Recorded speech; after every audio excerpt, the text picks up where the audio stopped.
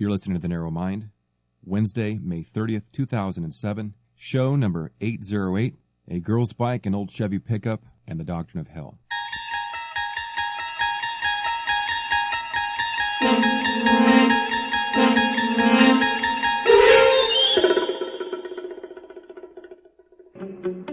You're traveling through another dimension, a dimension not only of sight and of sound, but of mind. A journey into a wondrous land whose boundaries are that of the imagination. There's a signpost up ahead. Your next stop, The Narrow Mind.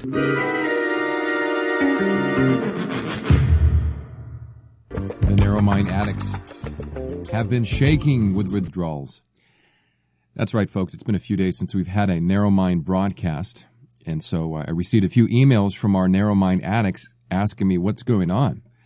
And so I just want to bring you up to date on a few things, let you know about what's been going on with my schedule and why we didn't have a show on Monday or Tuesday of this week. But first of all, I want to give out our phone number. Today is Atheistic Wednesday, and so if you'd like to call up and talk to me, especially if you're an atheist and you'd like to ask me a question or just dialogue about something that has to do with the issue of Christianity, unbelief, atheism, etc., you're welcome to do that at 1-800-466-1873. That is toll-free, 800-466-1873. Today is probably going to be somewhat of a mini show if we don't get any callers, because I've just got a few things to talk about, and then I'm going to explain to you what's going on with my schedule, and so you get an idea of why we're doing a mini show. First of all, as you know, Monday was Memorial Day, and so I decided to take Memorial Day off. In fact, we got invited over to some friend's house on Monday evening, and we had a great time of fellowship with some brothers and sisters from the church, barbecue, and we actually, he had TiVo'd some of the UFC fights, and so we didn't get to catch some of the earlier bouts, but we were able to see them on Monday night. Had a great time. And so whenever my day off. You didn't have that great of a good time. Are you forcing me to be honest here? No, I had a good time with the exception of one problem. I know. I'm teasing. What was it? You want to share that with our listeners? Your horrendous toothache. My toothache. Where you actually had to step outside because you were so much pain. Right. That's right. I have a tooth that I'm told by the dentist needs a filling. And I went to a dentist a couple weeks ago, and I wasn't real happy with my first impression with the dentist, so I decided to find another dentist, which I haven't followed up on yet. And so every once in a while, I will bite into something, and I feel like I'm being tortured. And that's what happened on Monday night. So I was eating a very nice, enjoyable piece of filet mignon, nicely marinated, and all of a sudden, boom, there it was. And I walked around for about 20 minutes in excruciating pain. But I didn't want to, I try not to remember the bad things. I just kind of dwell on the good things. That's how I am. I tend to be optimistic. In fact, I had forgotten about that until you mentioned that. So hopefully my tooth won't start hurting today. But enough about my teeth and my procrastination. So Monday was Memorial Day. Then Tuesday, I had so much stuff to do yesterday. Which, by the way, I didn't really get much done. But my son had a hockey game. Now, was that his last game, Grace? No, he has one more. Okay, so he had a hockey game, and I try to make it to his hockey games whenever possible. And it just so happens that when my day off at the church falls on a holiday, I'm supposed to get the following day off. So I figured, you know what, I'm just going to take another day off. And so I didn't broadcast last night. And then this morning, I was going to do the regular Atheistic Wednesday show. And I've just got a huge to-do list. And so, I'll tell you a little bit about what's on my to-do list. For example, and this is my schedule for the rest of this week, for those that may be interested. Heading down to the church shortly after we finish the program today to prepare for some counseling and a prayer meeting. Tomorrow night, I have a home Bible study that I teach at my house. And by the way, if anybody lives in the Temecula area, Temecula, Murrieta, Inland Empire, give me a call, shoot me an email, and I'll tell you how to get there if you're interested in coming. Friday, we have something going on Friday night. Didn't you ask me, do we have anything going on Friday night? I don't think we do, but for some reason, there is something. I think. He's coming over. The boy that's taking our daughter to the prom has to come over on Friday. That's about it. So we told him, look, Friday, if you don't come over by Friday, then we have a problem because we want to give you the interrogation. So from what we understand, he's a nice kid. And he's just a friend. It's not someone they don't have interests in each other like that. That's how it always starts out. Wow. Okay. Every guy is just a friend in the beginning. Well, fact, our daughter is not interested in him. Well, more importantly, her dad is not interested in him. Well, yeah. And I don't even know him. But anyways, he's going to come over for a little debriefing, interview, cross-examination, worldview check on Friday night. But then Saturday is the big day.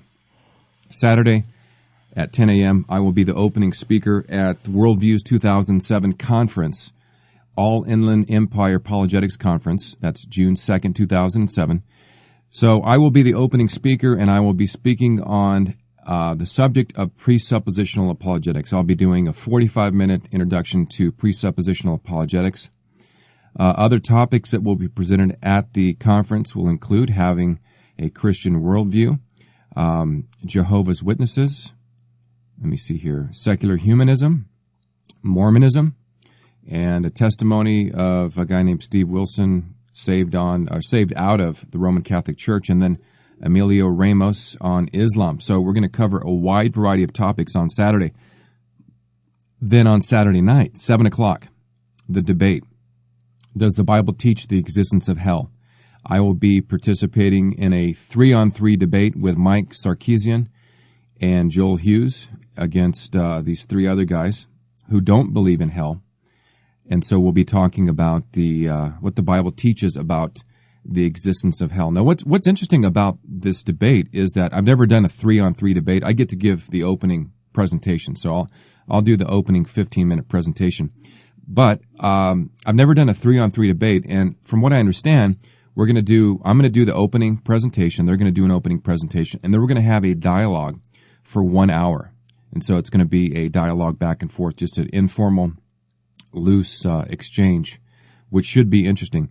Now, two of these guys, if you've been listening to The Narrow Mind for any length of time, you may recall these names. One guy, his name is Dan Magus, and the other is Patrick Novice. I had N-A-V-A-S, not novice like novice, N-O-V-I-C-E, but both of these guys came on my program. They're both Unitarians. They're not Jehovah's Witnesses, but they don't believe in the doctrine of the Trinity. So when it comes to the person of God, they believe the same thing essentially as the Jehovah's Witnesses. Now, so you got two Unitarians, and the third guy, from what I understand, is an atheist. The third guy's an atheist. So we're going to be debating the existence of hell with two Unitarians and an atheist. That should be really interesting. And those of you that know me know I'm not going to let that go unnoticed.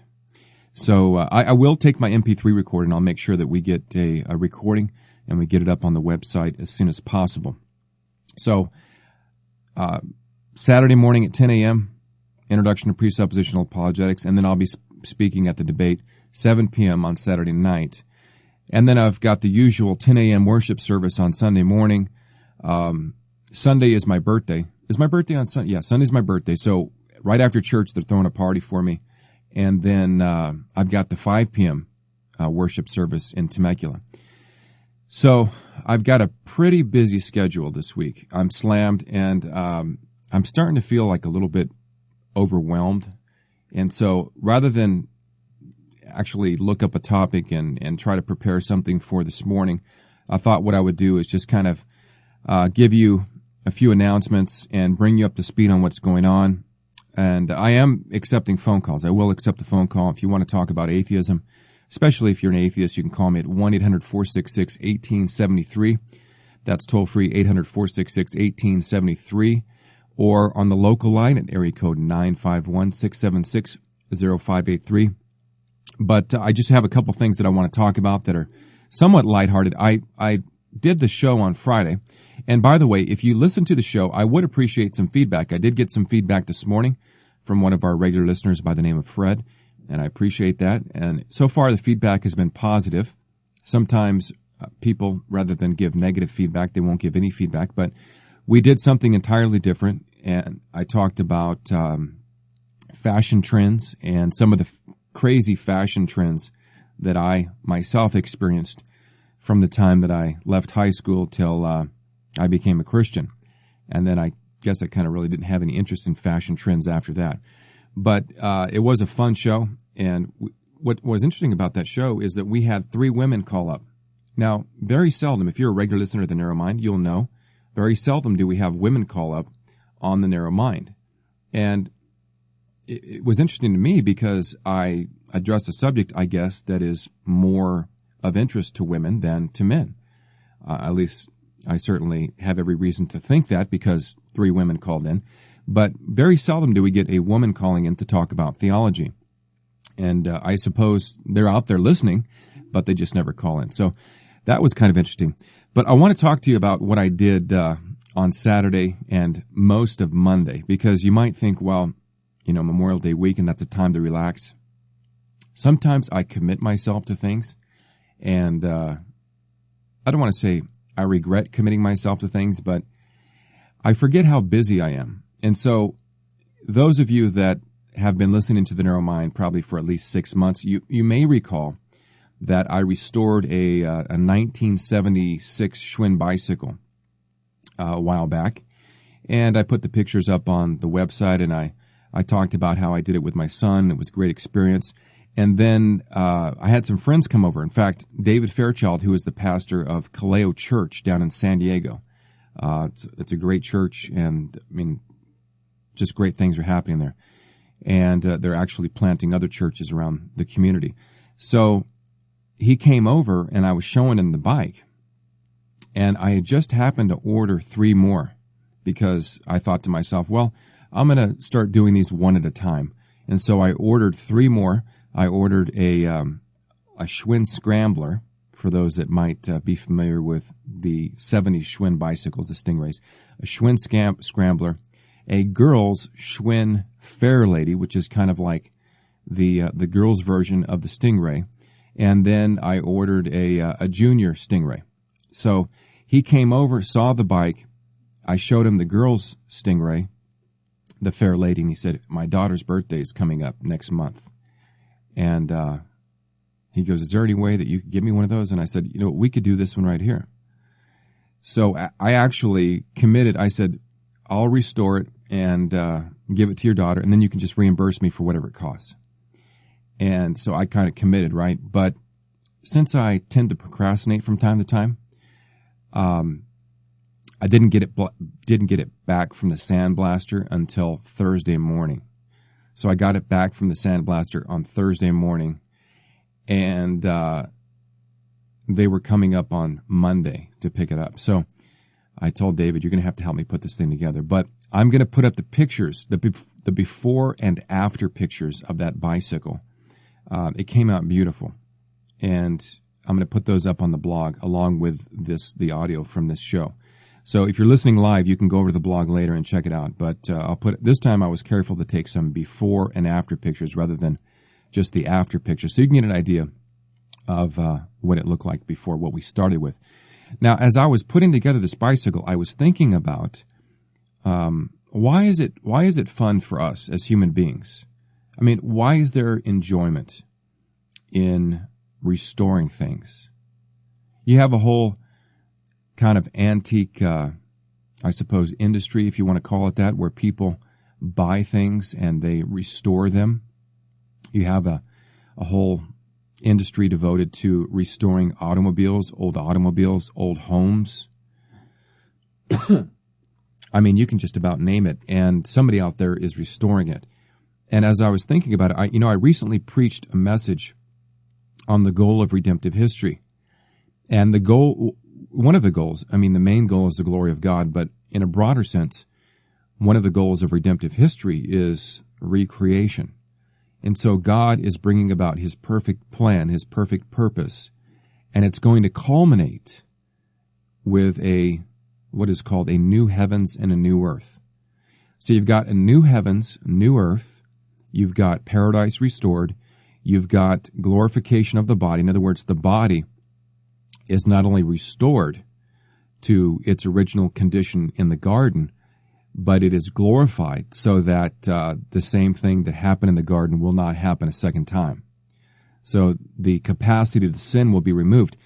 But I bring this up because I was thinking about this. There is some type of satisfaction that takes place, at least in my own mind, in my own heart, when I restore one of these bicycles. And I think that it has something to do with being made in the image of God.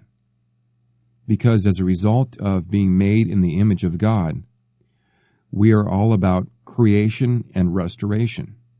Think about it. I mean, what do human beings do? They create things. They build things. They invent things. They make things. And there is a sense of satisfaction that comes about as a result of being human when you make things, when you produce things, when you create things. But there's also, I found, at least in my own life, a sense of satisfaction that is brought about by recreation. And I just have a hunch that it may have something to do with being made in the image of God. It may have something to do with being made in His image so that we don't like to see things that are deteriorating as a result of the curse upon this earth. You've got rust. I mean, Jesus talks about treasures, right? And I just preached on this last Sunday morning. Jesus talks about treasures. He talks about earthly treasures. He talks about eternal treasures. He says, do not lay up for yourselves treasures on earth that rust and where thieves break in and steal and moths destroy. Well, I think that as a result of being made in the image of God, there's something unattractive about rust.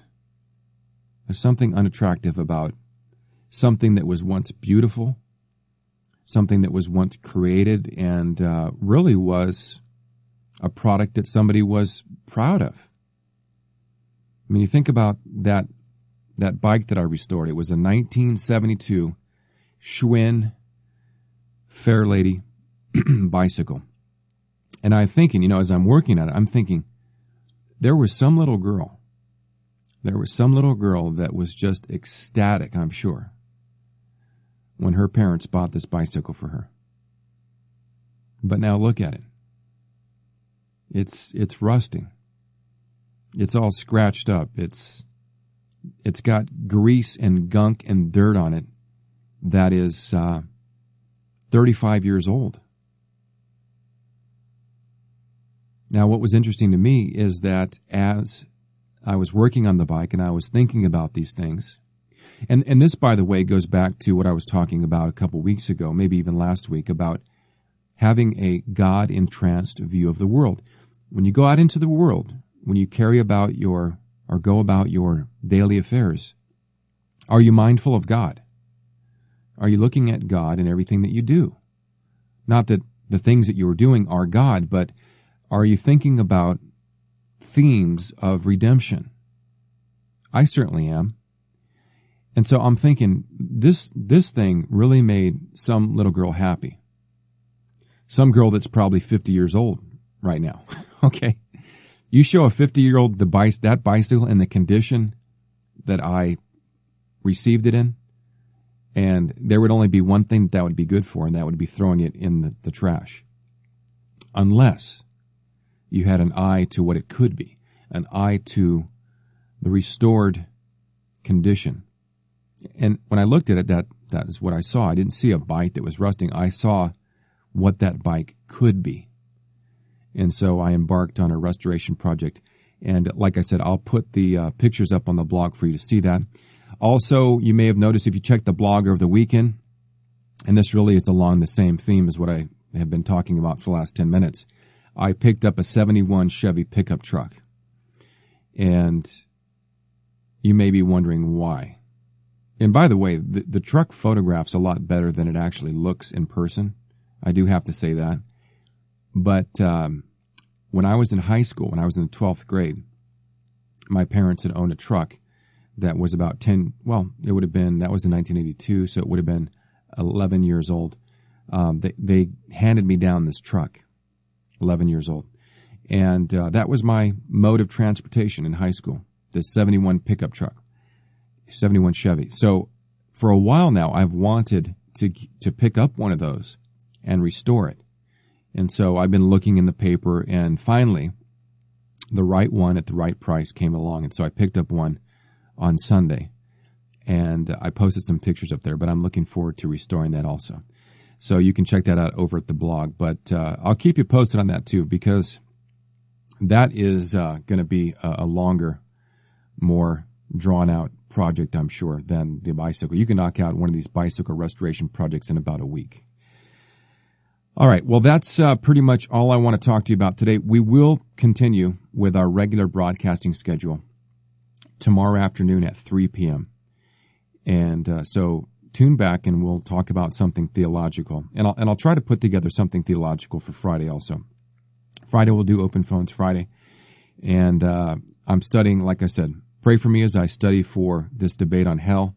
And I'll get it up on the website to you as soon as possible after the debate. Try to have it up on Monday or Tuesday. Also, we're working on a new website for UnchainedRadio.com. Tony is doing an outstanding job, and he's actually surprised me quite a bit. But he is working on a completely new website for UnchainedRadio.com. So I'm looking forward to that. It's going to be much easier to use. It's very attractive, and it's got a lot of cool features on it. So we'll be keeping you up to date on that also when we are ready to unveil it. All right, since we don't have any callers this morning, and since I have got a to-do list that is a mile long, we're going to sign off. And I thank you for joining us on this Atheistic Wednesday. Be sure and tune in tomorrow at approximately 3 p.m. on the West Coast for Covenant Theology, almost said Friday, Covenant Theology Thursday, and we'll get back into our study of the Ordo Salutis. And I'll have pastors Jason Robertson and Scott Hill in the studio with me. Until then, may the Lord continue to bless the study of His Word.